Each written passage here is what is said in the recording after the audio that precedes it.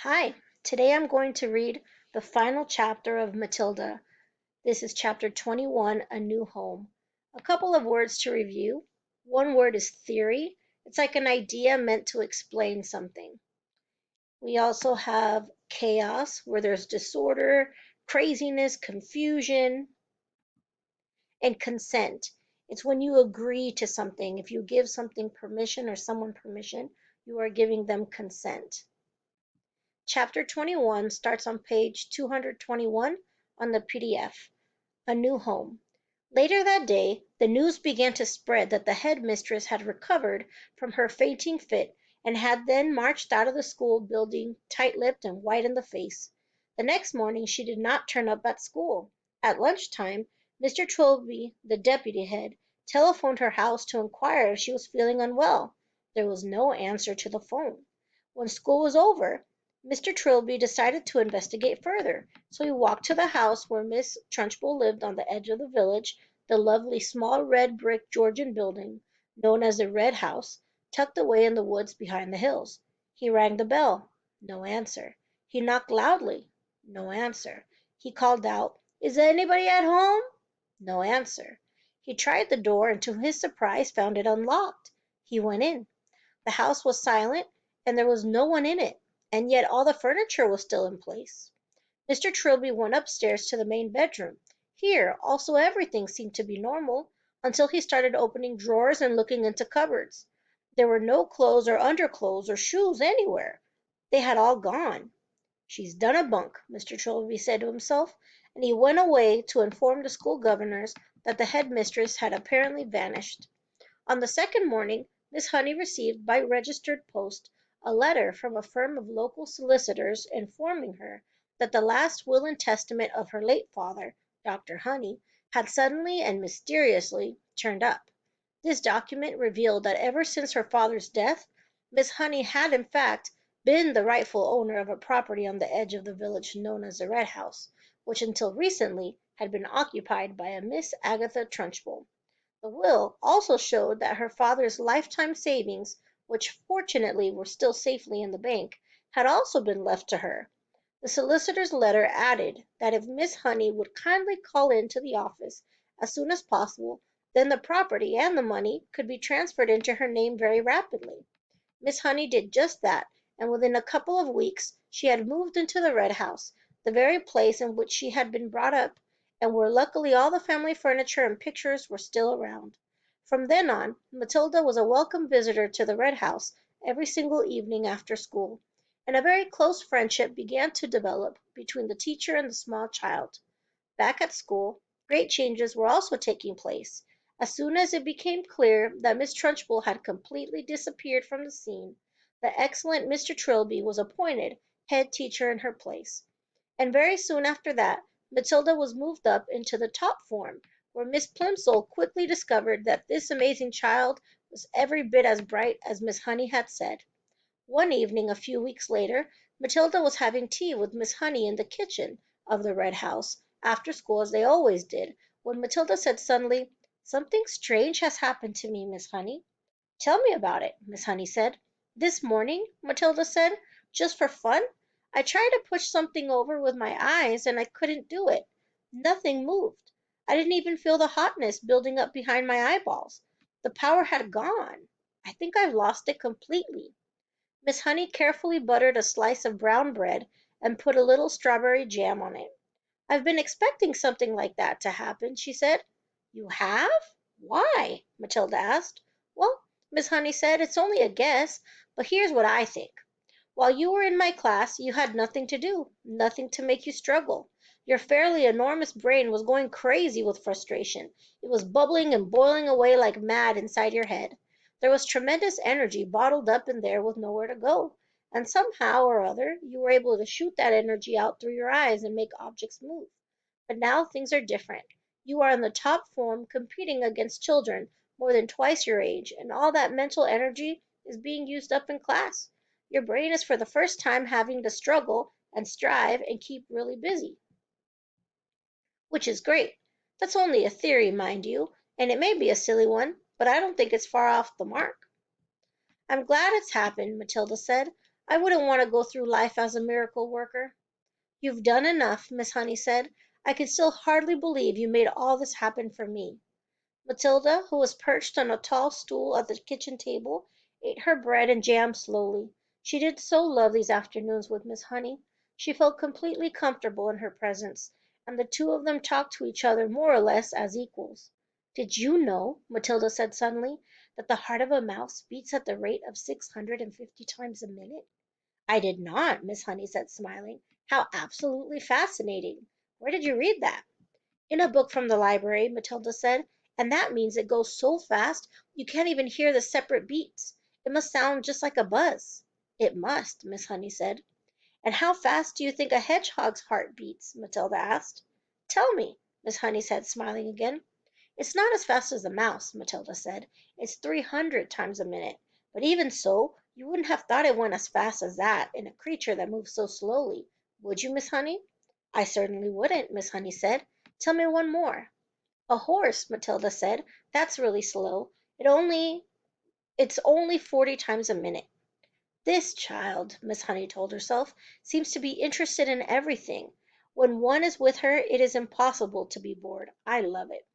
The two of them stayed sitting and talking in the kitchen for an hour or so longer, and then, at about 6 o'clock, Matilda said good night and set out to walk home to her parents' house, which was about an 8-minute journey away. When she arrived at her own gate, she saw a large black Mercedes motor car parked outside. She didn't take too much notice of that. There were often strange cars parked outside her father's place.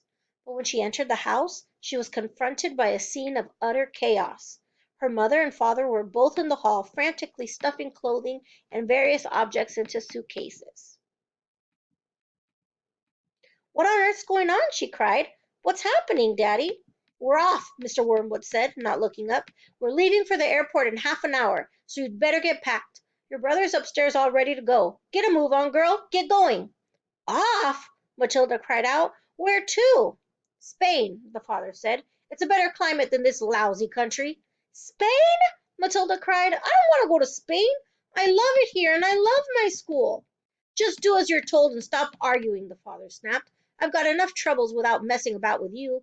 "But, Daddy," Matilda began. "Shut up," the father shouted. "We're leaving in 30 minutes. I'm not missing that plane." "But how long for, Daddy?" Matilda cried. "When are we coming back?" "We aren't," the father said. "Now beat it. I'm busy." Matilda turned away from him and walked out through the open front door. As soon as she was on the road, she began to run. She headed straight back towards Miss Honey's house, and she reached it in less than 4 minutes. She flew up the drive, and suddenly she saw Miss Honey in the front garden, standing in the middle of a bed of roses, doing something with a pair of clippers. Miss Honey had heard the sound of Matilda's feet racing over the gravel, and now she straightened up and turned and stepped out of the rose bed as the child came running up. My," she said, what in the world is the matter?" Matilda stood before her, panting, out of breath, her small face flushed crimson all over. "They're leaving!" she cried. "They've all gone mad, and they're filling their suitcases, and they're leaving for Spain in about 30 minutes." "Who is?" Miss Honey asked quietly. "Mummy and Daddy and my brother Mike, and they say I've got to go with them."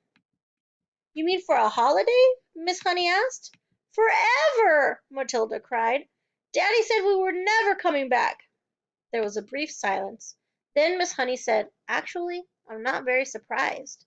"You mean you knew they were going?" Matilda cried. "Why didn't you tell me?" "No, darling," Miss Honey said.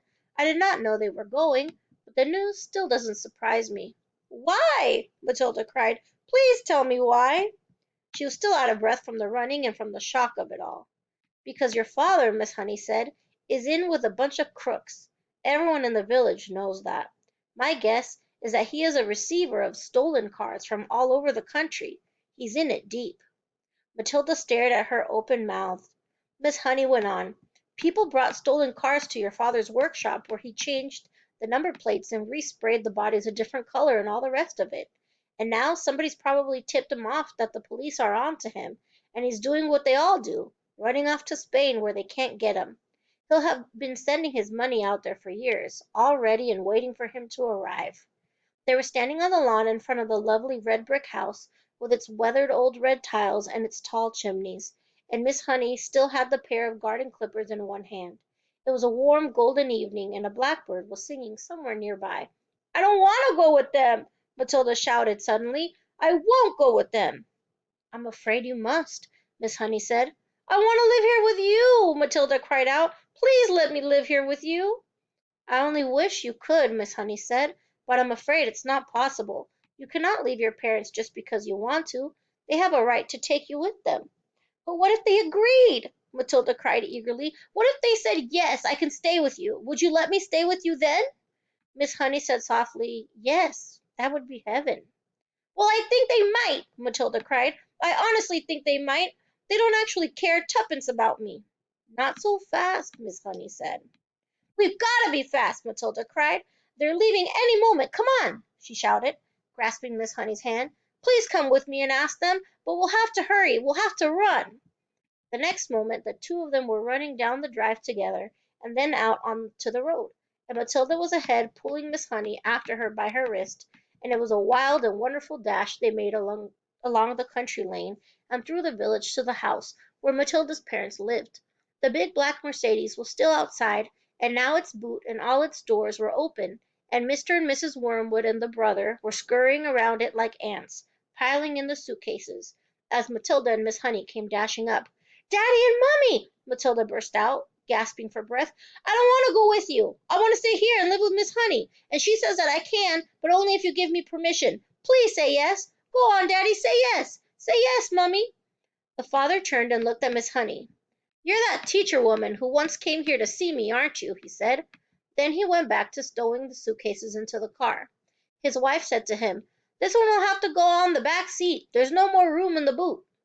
"I would love to have Matilda," Miss Honey said. "I would look after her with loving care, Mr. Wormwood, and I would pay for everything. She wouldn't cost you a penny. But it was not my idea. It was Matilda's, and I will not agree to take her without your full and willing consent." "Come on, Harry," the mother said, pushing a suitcase into the back seat. "Why don't we let her go if that's what she wants? It'll be one less to look after." "I'm in a hurry," the father said. "I've got a plane to catch. If she wants to stay, let her stay. It's fine with me."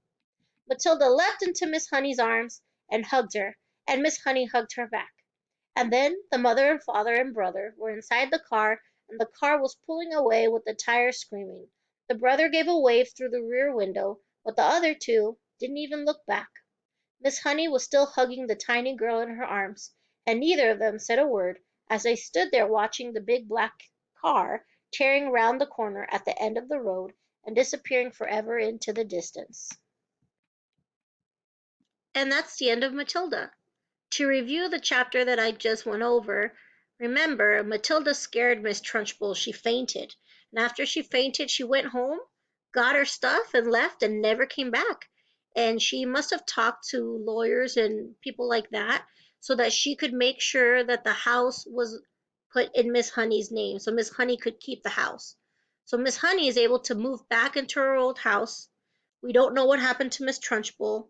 One of the teachers becomes the new principal, and then Matilda is just hanging out with her. Oh, actually, Matilda moves up to the highest grade in the school, and so she has a good relationship with Miss Honey. So one of the days she goes home and she sees that her parents are packing up to go, and they're yelling, and everybody's getting ready, and everything's crazy. So what ends up happening is Matilda realizes that they're leaving to Spain, and she doesn't want to go to Spain.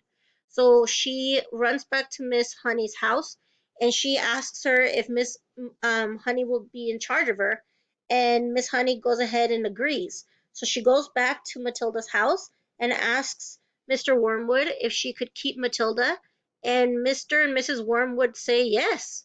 So then Matilda is able to stay with Miss Honey and live happily ever after. The end.